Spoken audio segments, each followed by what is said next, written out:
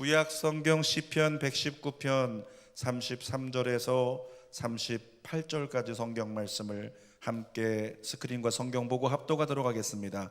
여호와여, 주의 율례들의 도를 내게 가르치소서. 내가 끝까지 지키리이다. 나로 하여금 깨닫게 하여 주소서. 내가 주의 법을 준행하며 전심으로 지키리이다. 나로 하여금 주의 계명들의 길로 행하게 하소서. 내가 이를 즐거워함이니이다. 내 마음을 주의 증거들에게 향하게 하시고 탐욕으로 향하지 말게 하소서. 내 눈을 돌이켜 허탄한 것을 보지 말게 하시고 주의 길에서 나를 살아나게 하소서. 주를 경외하게 하는 주의 말씀을 주의 종에게 세우소서.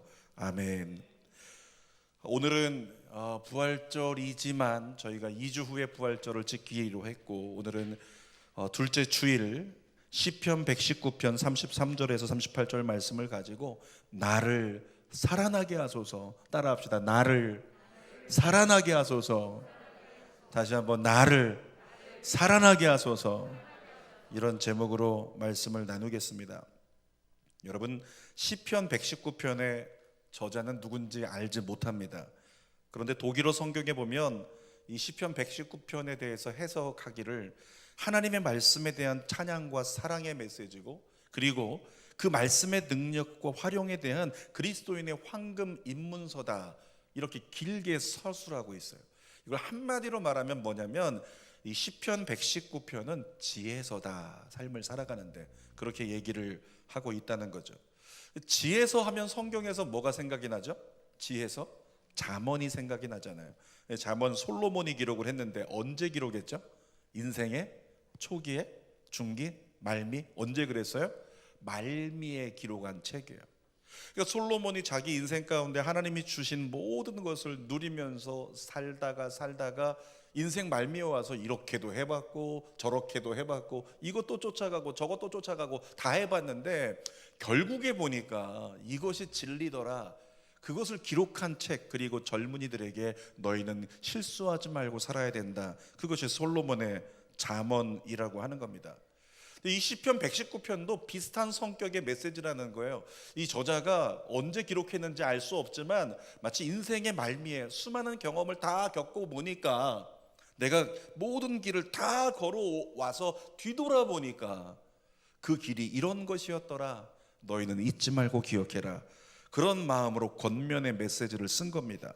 오늘 본문을 통해서 하나님은 모든 그리스도인이 살아있는 그리스도인으로 우뚝 서기를 원하고 계십니다. 그래서 세 가지를 나눌 텐데요. 첫 번째는 우리 따라할까요? 깨달음이 살아납니다. 다시 한번, 깨달음이 살아납니다.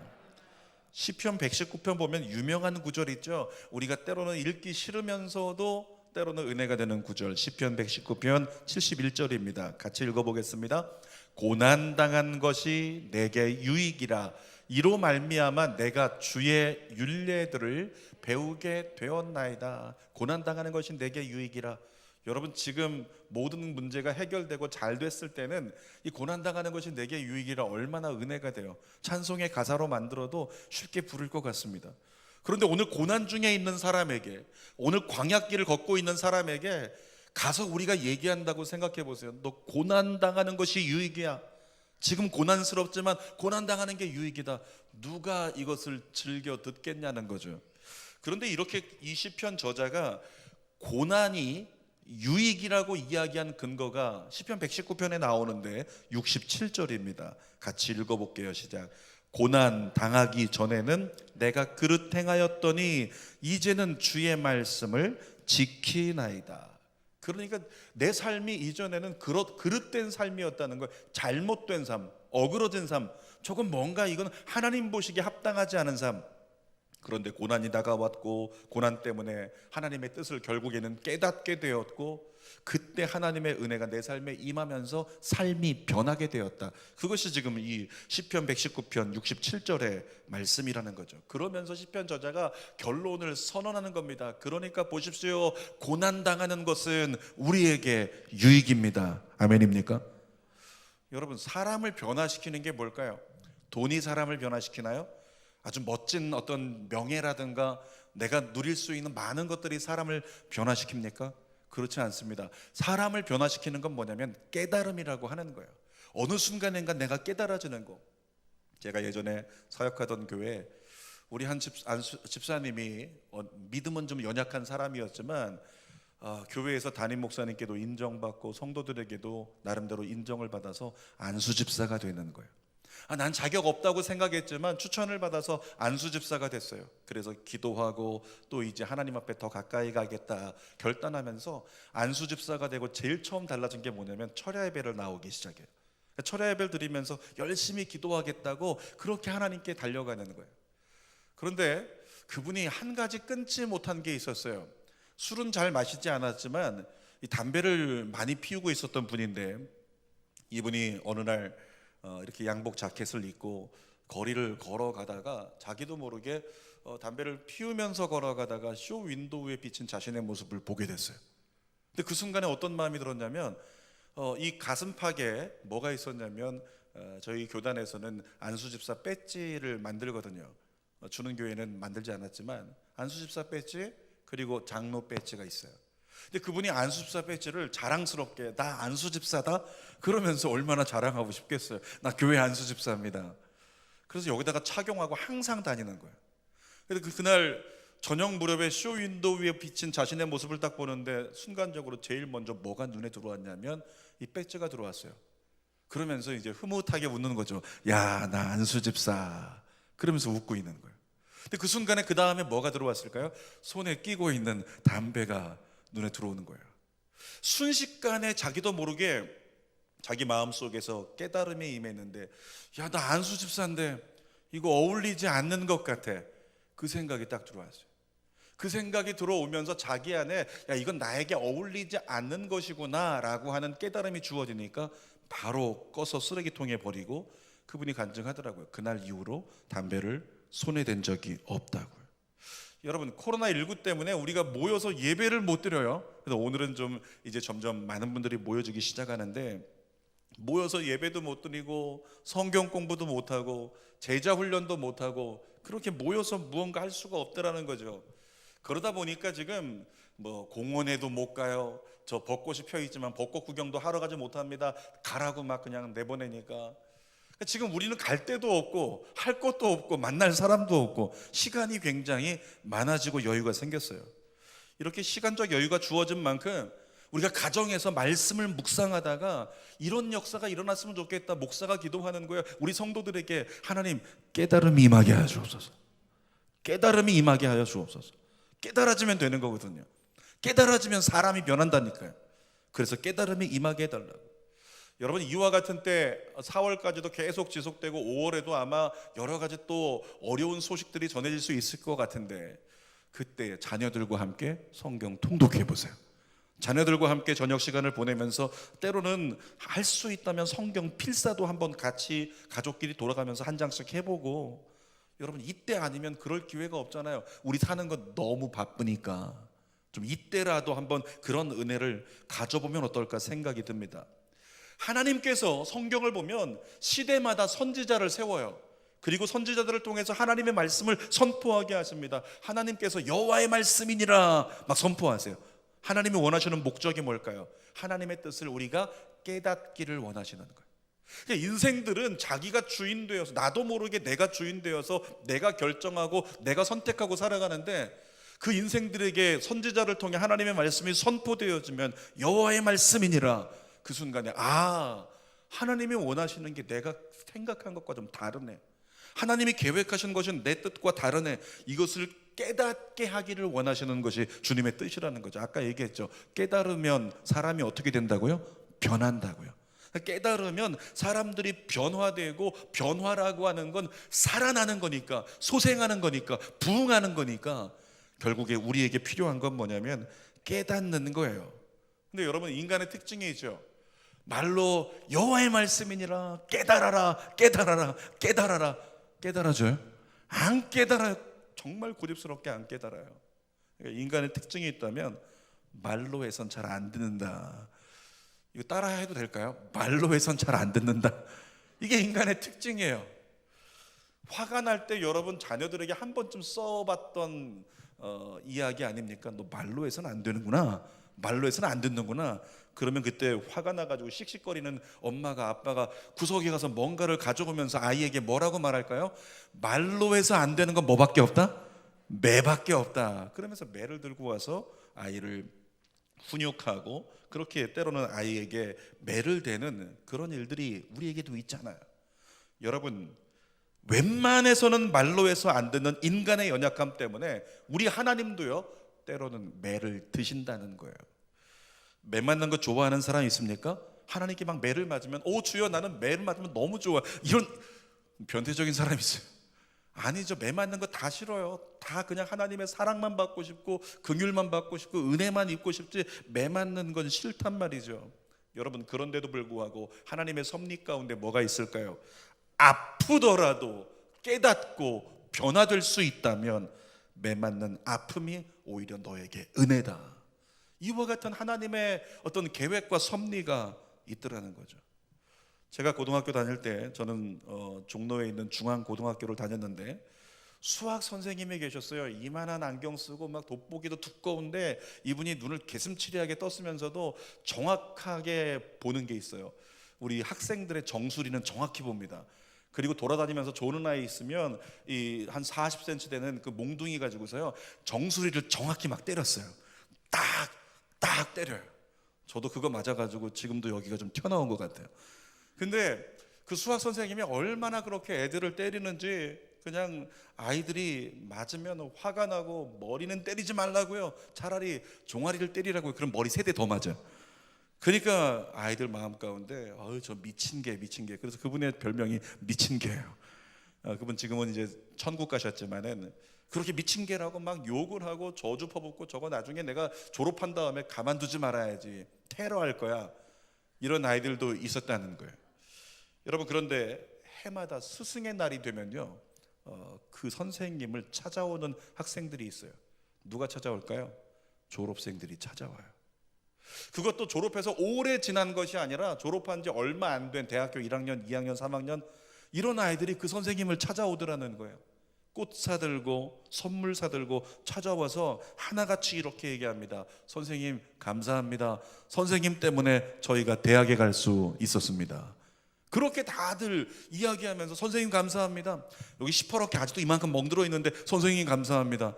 이해가 되십니까? 이해할 수 없는 고백이죠. 왜 그렇게 감사할까?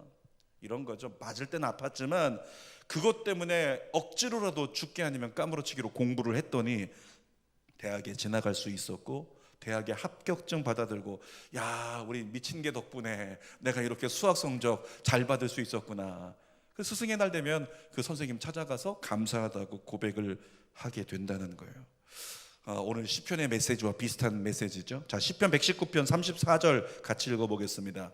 나로 하여금 깨닫게 하여 주소서, 내가 주의 법을 준행하며 전심으로 지키리이다. 그러니까 이 시편 저자가 다른 거 필요 없다, 내가 많은 걸 누려봤지만 다른 게 필요한 게 아니라 나에게 필요한 건 깨닫는 거야. 내가 찬송 부르면서 찬송 가운데 깨달아지기를 원하고, 말씀 가운데 깨달아지기를 원하고, 이 코로나19 사태 가운데 하나님의 계획과 뜻이 무엇인지 내가 깨달아지기를 원한다. 그렇게 시편 기자가 구한 것처럼 저와 여러분들도 하나님 앞에 하나님 깨닫게 하여 주옵소서 기도할 수 있기를 원합니다.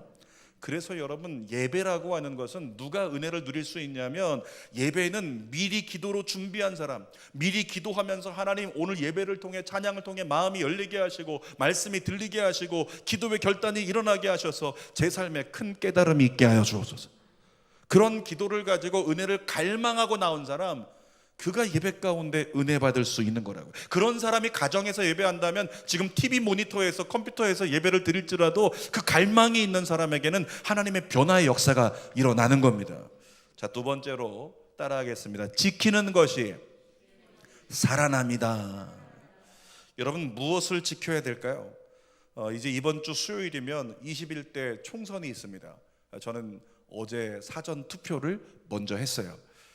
저처럼 성격 급한 사람들이 얼마나 많이 이 주민센터 와가지고 줄을 서 있는지, 사람들이 그냥 지그재그로 해서 줄을 많이 서 있고 그 일대가 교통이 조금 마비되는 그런 현상도 보게 되더라는 거죠.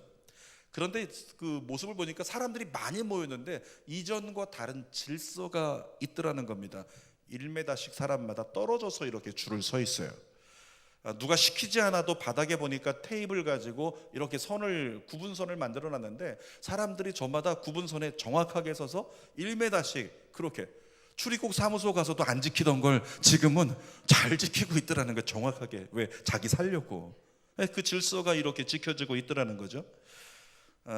그런데 여러분, 그거 잘 지킨다고 해서 1m 간격 잘 지키고 서로 떨어져 있다고 해서 그것이 우리에게 회복을 일어나게 하고 우리 인생을 살맛나게 하고 진짜 살아나게 만드는 역사가 될까요? 그 거리 잘 지킨다고 해서, 나라에서 얘기한 사회적 거리두기 어떤 그 방침들 잘 지킨다고 해서 그것이 우리를 회복되게 하고 살아나게 하고 살맛나게 만드는 요인이 됩니까? 그렇지 않습니다.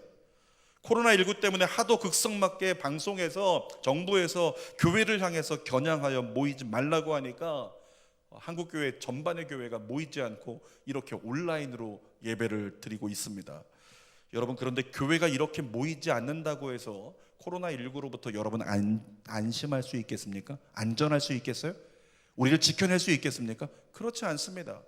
왜냐하면 우리의 삶의 터전은 이미 코로나19 가운데 노출되어 있기 때문에 그래요. 제가 이번 주 중에도요, 우리 성도들과 만날 수 있는 시간이 별로 없으니까 큰 카페 한번 가서 이 교역자들과 같이 담소를 나눴는데, 여러분, 주중에 큰 카페 가봤는데요, 놀랐습니다. 사람들이 얼마나 많은 줄 몰라요. 주중에 큰 식당에 갔습니다. 사람들이 줄을 서서 밥을 먹어요. 잘 들어보세요. 교회에서 모이는 거나 카페에서 모이는 거나 무슨 차이가 있어요? 똑같아요. 이 카페에 있는 사람들은 심지어 마스크도 안 써요. 그런데 거기 가득한 사람들이 모여가지고 담소를 즐기고 떠들고 그렇게 왔다 갔다 북적대는 그 모습이 있더라는 거예요.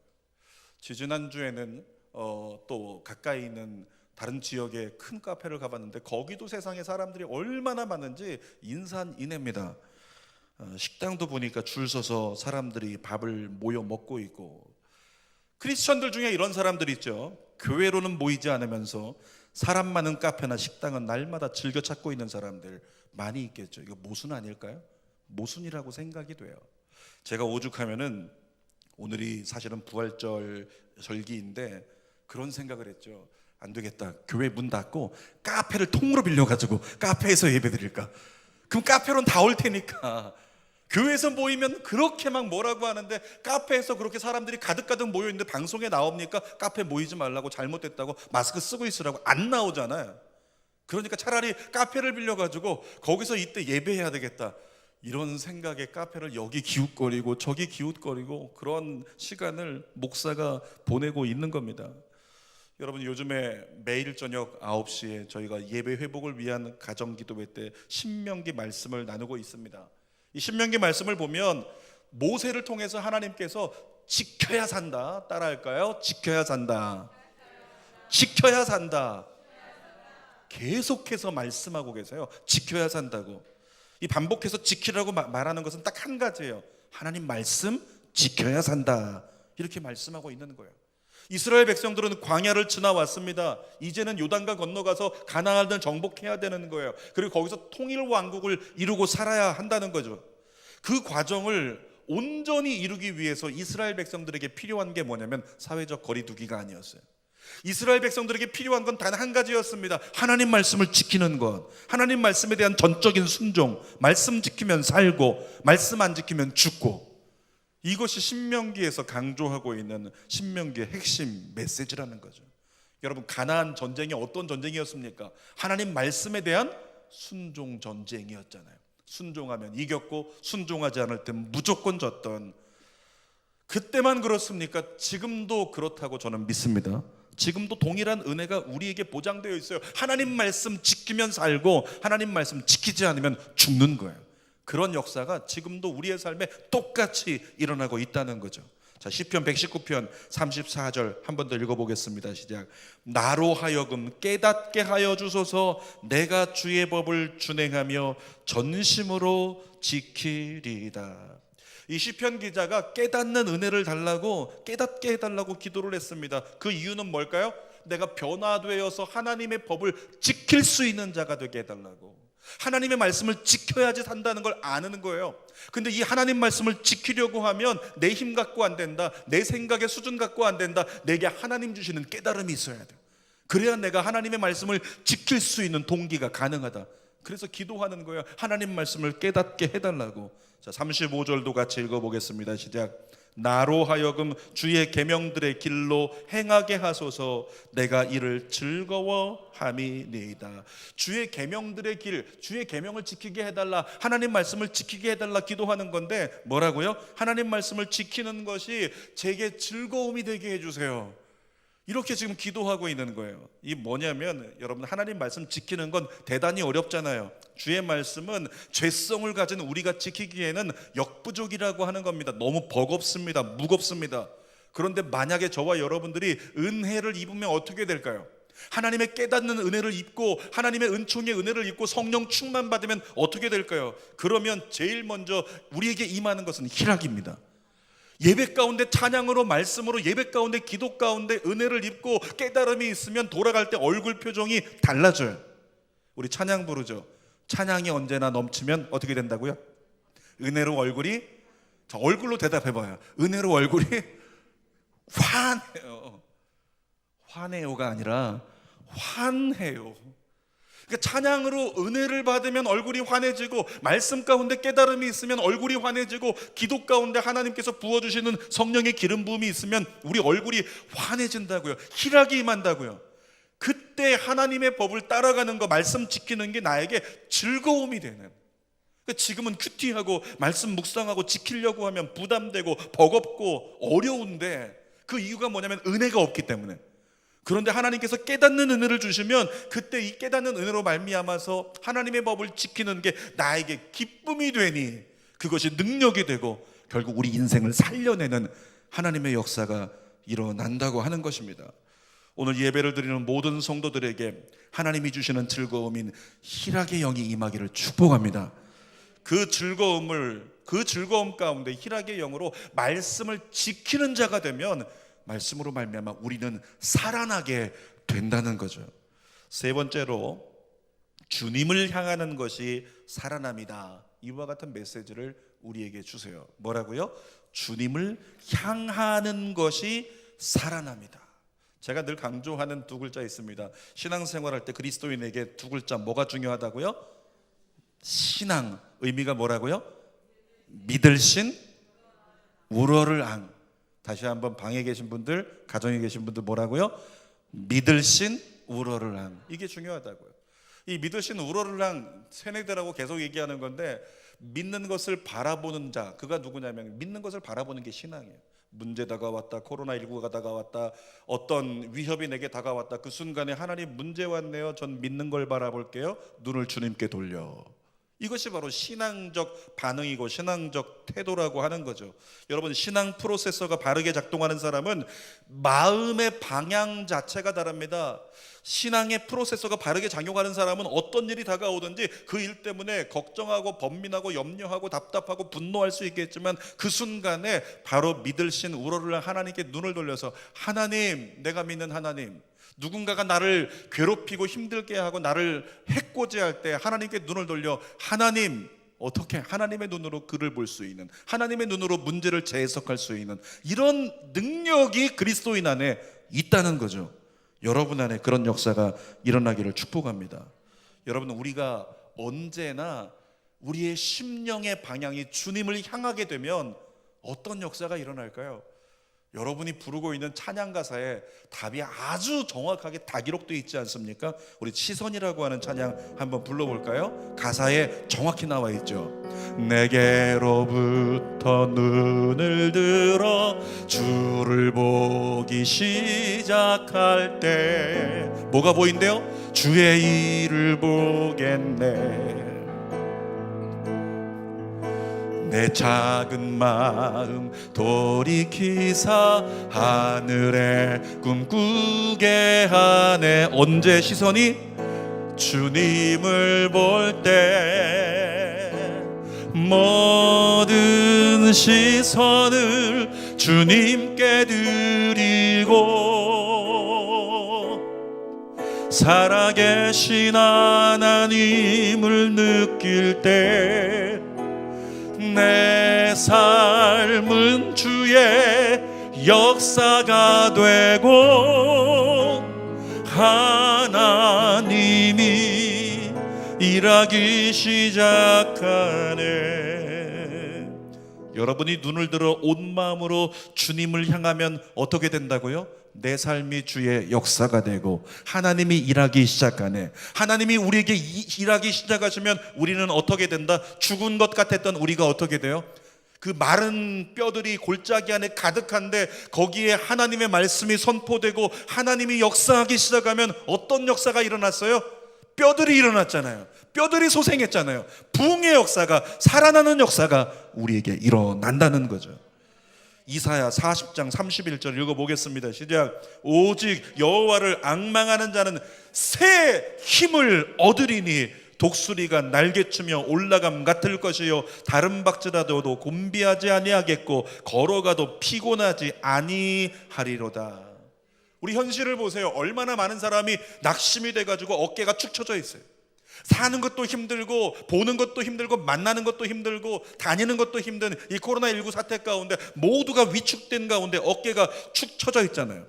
그런데 그가 누구를 향하면 여호와를 앙망하는 자, 주님을 향하기 시작하면, 그의 심령이 주님을 향하기 시작하면 그에게 새 힘을 주신다. 여러분에게 새 힘이 임할지어다. 가정에 있는 분들에게 새 힘이 임할지어다. 그래서 코로나19로 말미암아서 우리에게 다가온 것은 어두운 골짜기 같지만 그럼에도 불구하고 이때 우리가 주님을 향하고 주님을 앙망하고 주님을 바라보기 시작한다면 하나님은 이전에 없었던 소생과 살아남의 역사를 우리에게 부어주시는 겁니다. 시편 119편 36절입니다. 시작. 내 마음을 주의 증거들에게 향하게 하시고 탐욕으로 향하지 말게 하소서. 37절 상반절도 읽어보겠습니다. 내 눈을 돌이켜 허탄한 것을 보지 말게 하시고. 그러니까 이 시편 기자가 바른 기도를 했어요. 그래서 하나님의 긍휼과 은혜를 입을 수 있었던 거예요. 어떻게 기도했습니까? 우리는 기도할 때 내 필요를 채워주세요. 하나님, 지금 우리 사업에 지금 이만큼 매출 떨어지는 거 아시죠? 이만큼 어려움이 있는 거 아시죠? 이런 문제가 있는 거 아시죠? 우린 그것만 가지고 전전긍긍하며 기도에 매달린다는 거예요. 내가 원하는 것만 이루어지기를 우리는 기도한다는 거죠. 하나님, 우리 가정에 지금 현안 문제 이거 좀 해결해 주십시오. 우린 여기에만 매달려 있다는 것입니다. 그런데 오늘 하나님께서 시편 기자를 통해 우리에게 원하고 계십니다. 너희의 기도가 시편 기자의 기도처럼 바뀌어지기를 원한다. 우리 하나님이 그렇게 말씀하고 계신 거예요. 어떻게? 하나님, 제 눈이 탐욕으로 향하지 않게 하여 주옵소서. 하나님, 제 눈이 허탄한 것을 보지 않게 하여 주시옵소서.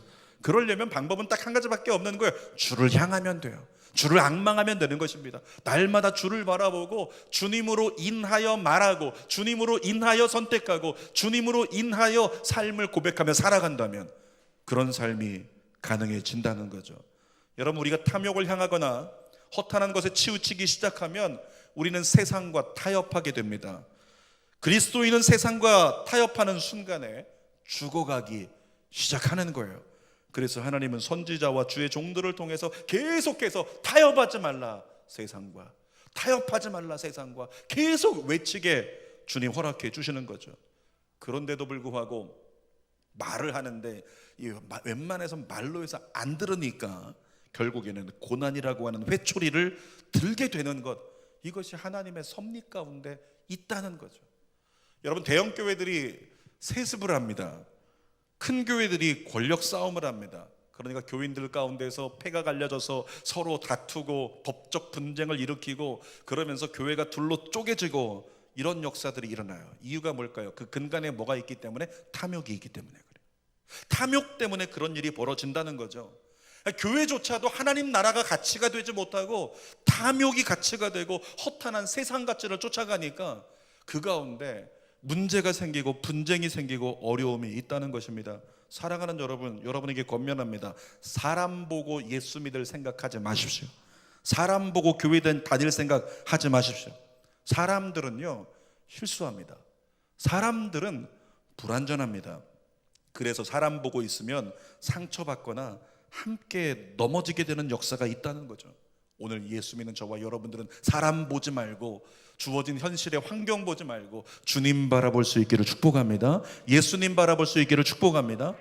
교회 다니는 것도 사람 때문이 아니라 예수님 때문에 교회 다녀야 되는 거예요. 예수님만이 가치척도의 기준이 돼야 한다는 것입니다. 그러므로 우리 신앙이 날마다 입술의 고백마다 일어나면서 예수님, 앉으면서 예수님, 자꾸만 예수님이 나와야 돼요. 예수님으로 가족을 보고, 예수님으로 문제를 보고, 예수님으로 모든 상황을 보아서 예수님만이 가치척도의 기준으로 우리의 삶을 컨트롤하시는 그와 같은 은혜의 역사 우리에게 일어나기를 축복합니다. 우리가 그렇게 나아갈 때 우리는 세상이라는 조류에 휩쓸리지 않고 세상을 구원하는 의의 도구로 쓰임받게 될 줄 믿습니다. 그리고 그렇게 주님을 온전히 향하게 될 때 우리를 살아나게 하시는 하나님으로 말미암아 우리는 이렇게 고백하는 내일을 보게 될 것입니다. 따라합시다. 정말로 살맛 난다. 정말로 살맛 난다. 여러분을 축복합니다. 살맛 나는 성도가 되십시오. 살맛 나는 가정이 되십시오. 살맛 나는 교회가 되십시오. 그로 인해서 살맛 나는 대한민국 우리가 이루어낼 수 있기를 주님의 이름으로 축복합니다. 기도하겠습니다. 살아계신 아버지 하나님, 오늘 시편 말씀을 통해서 우리가 어떻게 하면 살아나게 되는지, 무엇이 살아남인지 우리에게 분명히 가르쳐 주십니다. 하나님, 깨달으면 살아납니다. 하나님이여, 우리가 말씀을 지켜내면 살아납니다. 우리가 주님을 향하기 시작하면 살아납니다. 오늘 그와 같은 하나님의 섭리 잊어버리지 말고 삶 가운데 믿음의 결단을 가지고 다시 삶을 수정하여 주님께 합당한 믿음의 사람으로 이 마지막 때, 이 어려운 때 살맛 나는 그리스도인의 삶을 경험하게 하여 주시옵소서. 예수님의 이름으로 기도하옵나이다. 아멘. 우리 그 마음을 가지고 다시 한번 우리 주님을 향해서 주님 말씀을 지키기 위해서 주님께 가까이 가서 깨달음을 얻기를 원한다고 그 소망 가지고 이 찬송 함께 올려드리고 기도합시다. 주께 가까이 날 이끄소서. 별이 주님만을 원합니다. 채워주소서. 주의 사랑을 진정한 찬양 드릴. 그냥 부르지 말고 마음속으로 계속 생각하면서 주께 가까이 깨닫게 하소서. 가까이 주님만 향하게 하시고 나를 이끄소서. 말씀 간절히 주님만을 원합니다. 지켜낼 수 있도록 채워주소서. 주의 사랑을 진정한 다시 한번 고백할 때 우리의 영혼을 보좌 앞으로 끌고 가서 주께 가까이 나아가게 하소서. 주께 가까이 날 이끄소서. 간절히 주님만을 원합니다.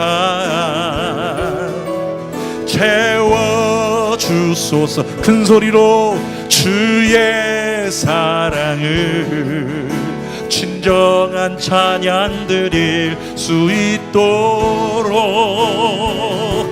목마른 나의 영혼 주를 부르니 나의 맘 만져 주소서. 주님만을 원합니다. 더 원합니다. 나의 맘 만져 주소서. 간절히 목마른 나의 영혼 주를 부르니 나의 맘 만져 주소서.